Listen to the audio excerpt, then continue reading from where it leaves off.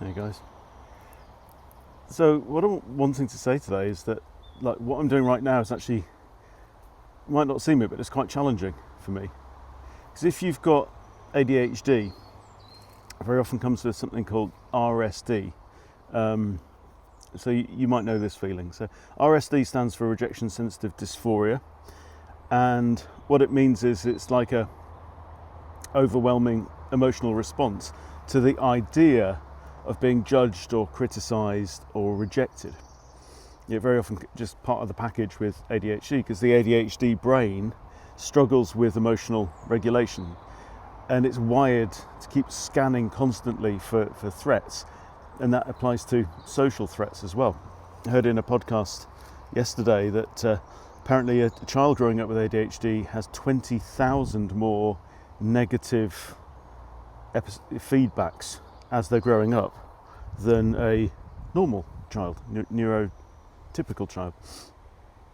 So, bearing that in mind, when you find something that genuinely helps, so in my case, quieted the noise, my negative self-talk turned all the way down, I felt grounded, I felt just really able to cope in a way that I just was totally unfamiliar, right?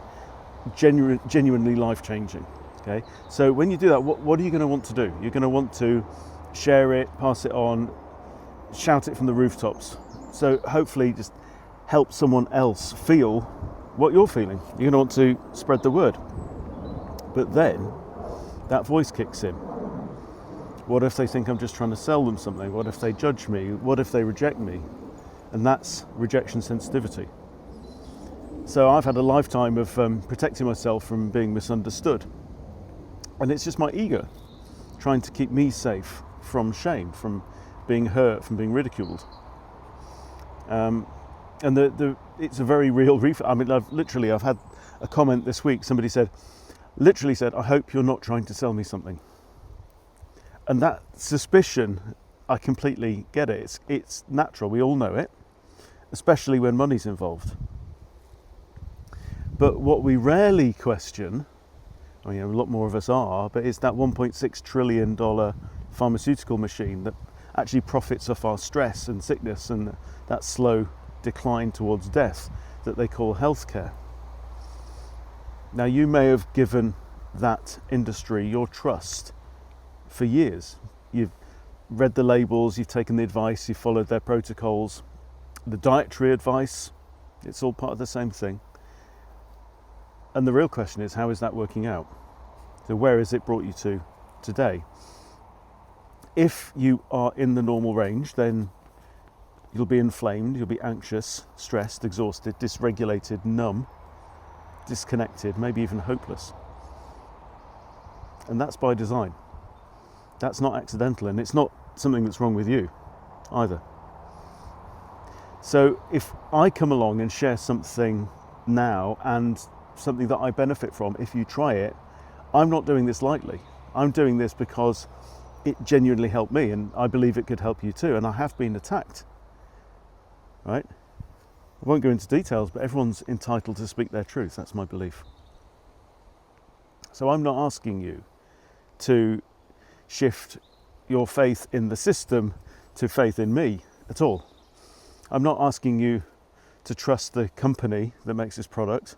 I'm not asking you to trust the product, because what I really care about is you putting your trust back in you.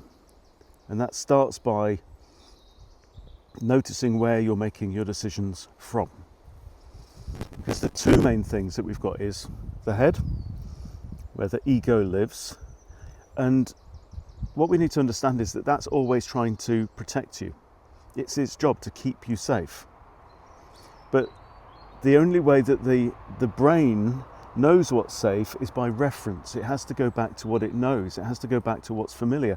And even if those past experiences were shit, painful, draining, destructive, right, they're still the brain's baseline for safety.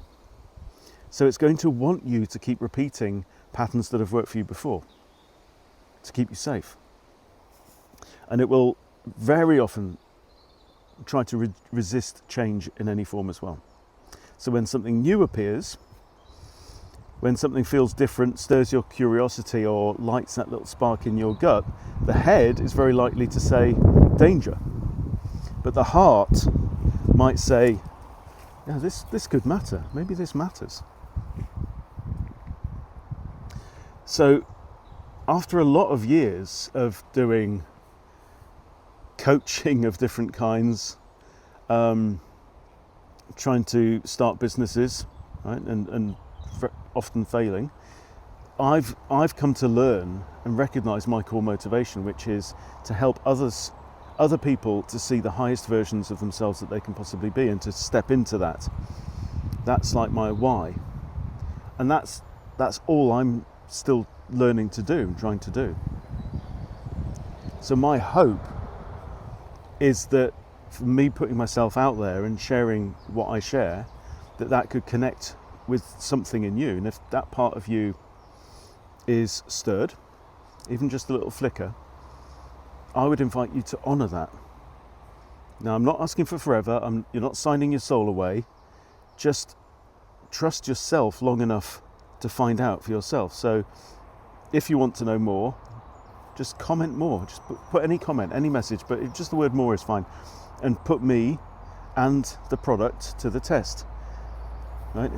I am not asking you to throw your judgment out of the window, okay? It's the contrary. I'm inviting you to try it and then judge.